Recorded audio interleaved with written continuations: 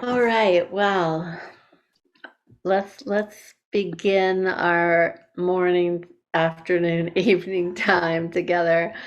A couple of others may slide in, but always wonderful to see everyone in this crazy square circle. Um, so let's begin, as always, with our brief introductions of reminding each other our names, where we are sitting in the world right now, and an image, a word, a feeling that comes up for you to describe how you're doing right now. And Gail, do you have a word or an image for this today? Reconnecting after the pandemic. Got to see some friends over the weekend.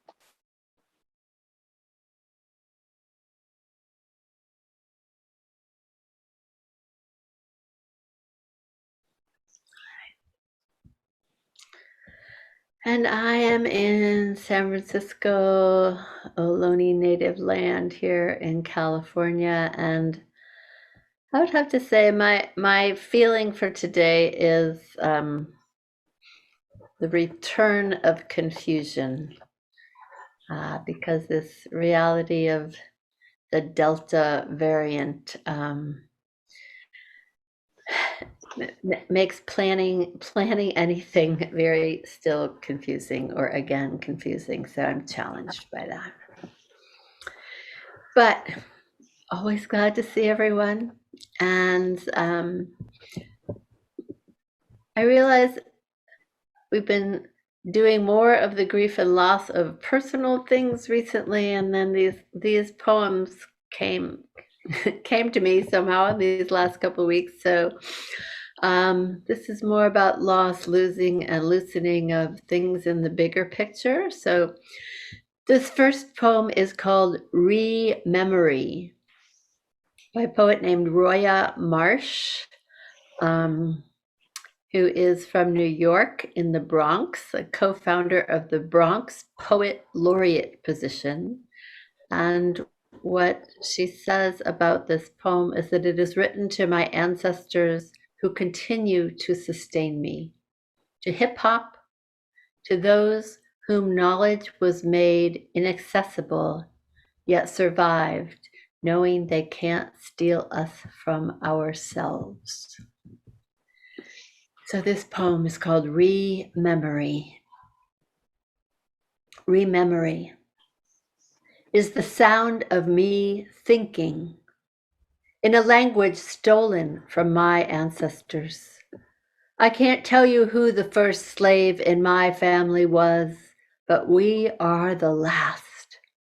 Descendants of the sun, rye-skinned and vibrant, wailing to a sailing tomb. We twist Creole tongues, make English a song worth singing. You erase our freedom, you erase our history and call it freedom. Take our flesh and call it fashion.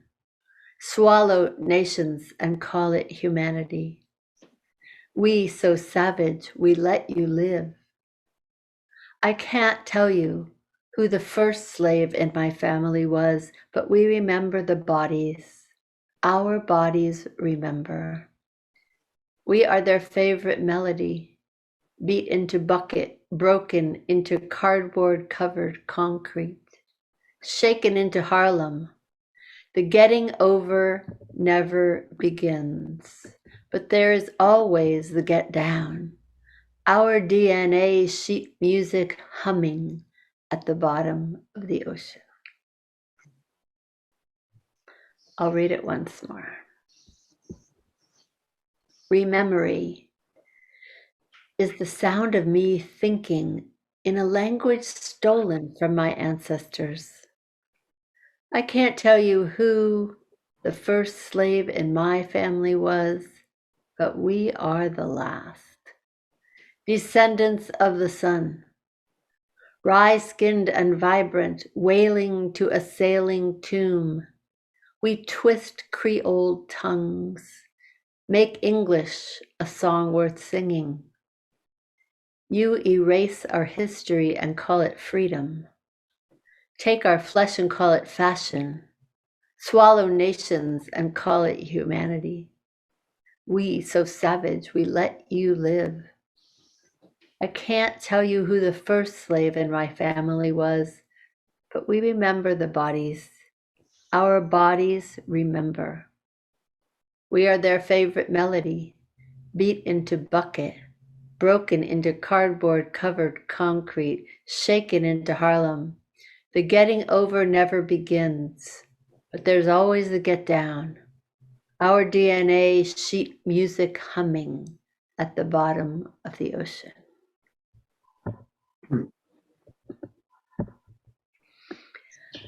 What jumps out at you in Rememory? Sheet music humming.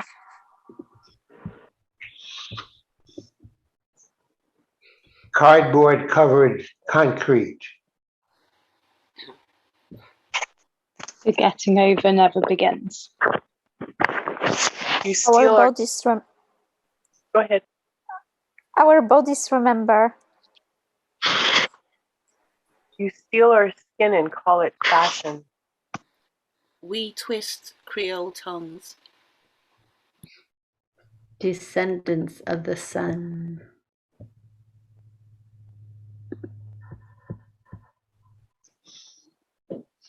The sound of me thinking. The getting over never begins.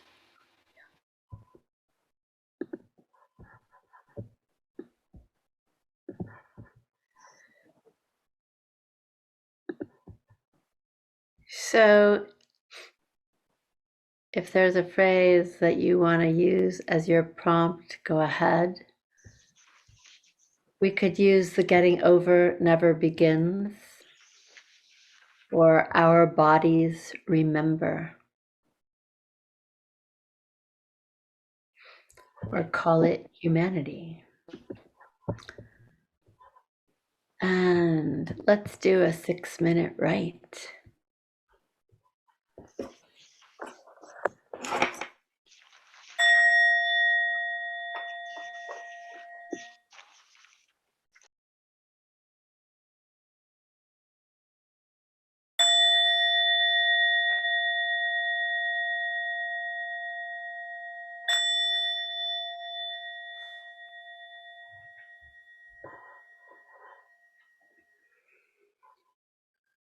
Who would like to start the reading?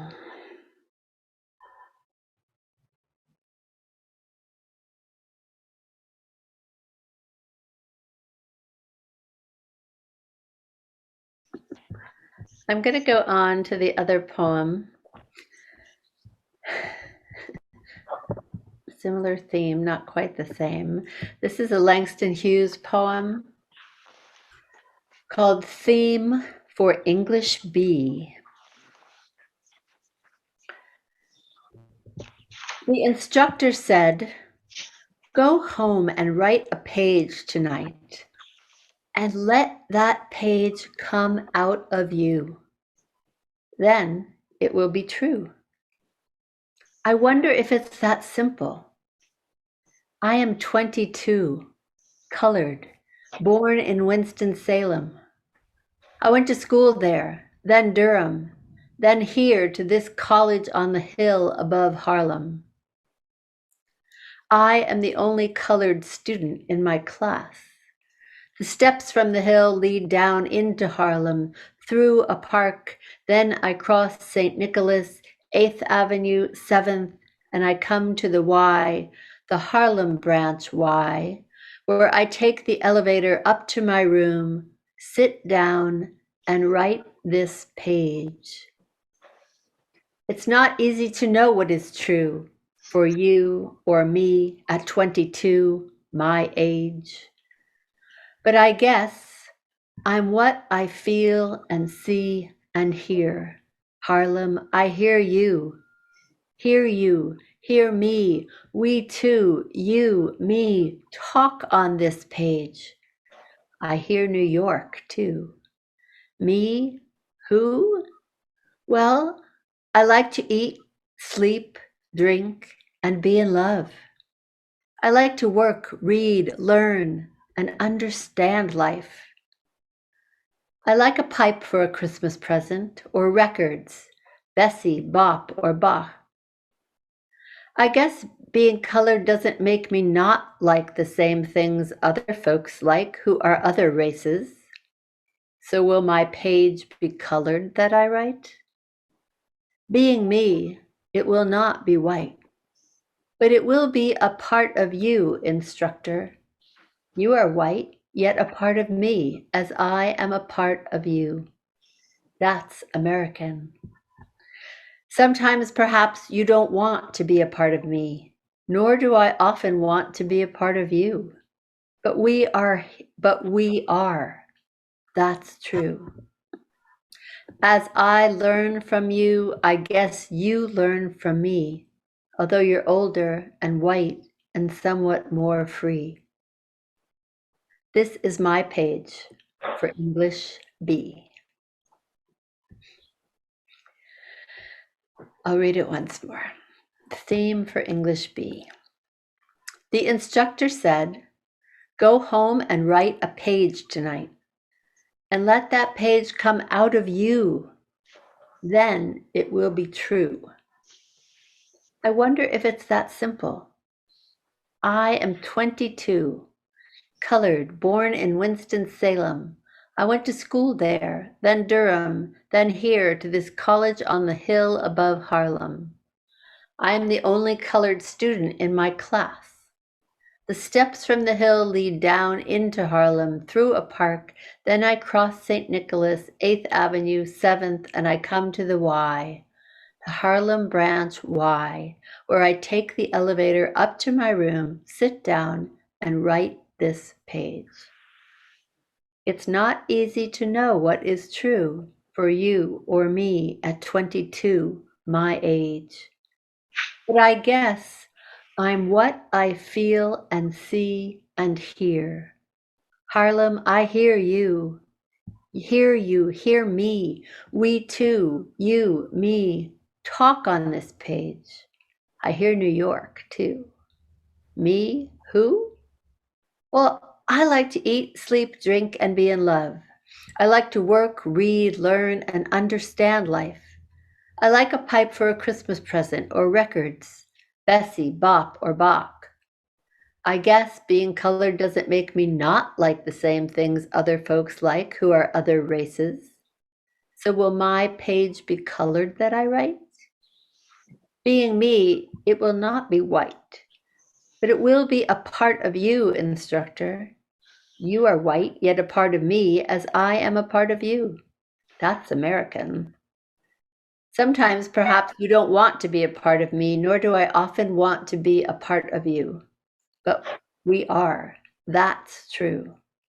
As I learn from you, I guess you learn from me, although you're older and white and somewhat more free. This is my page for English B.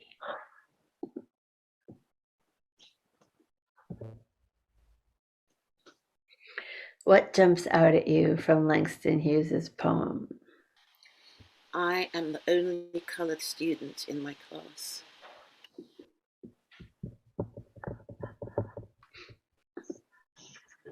Bessie, Bop, or Bach.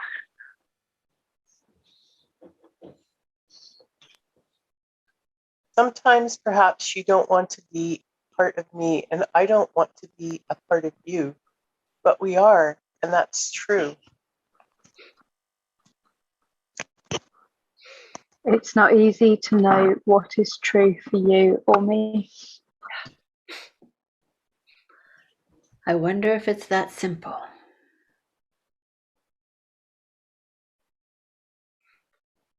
And I'm what I feel and see and hear. My age.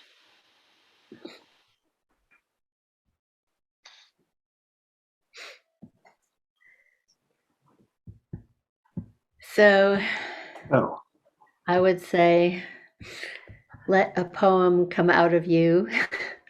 You can use the prompt, I wonder if it's that simple, or it's not easy to know what is true, or any other line that you want to use as your prompt or idea. And if you want to go back to writing from the first poem, that's okay too. And we will do a 5-minute write together.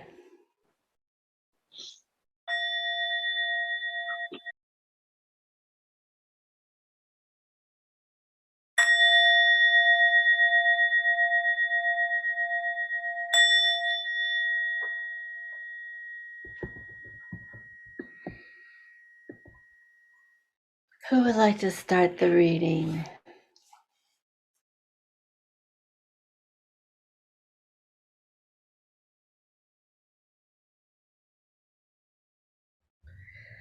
Thank you, thank you, thank you. Please, as always, send poems that you've written if you're willing to have us publish them and put them out in the world. Thank you, thank you, thank you. Have a good rest of your week, and we will see you all again soon. Many blessings.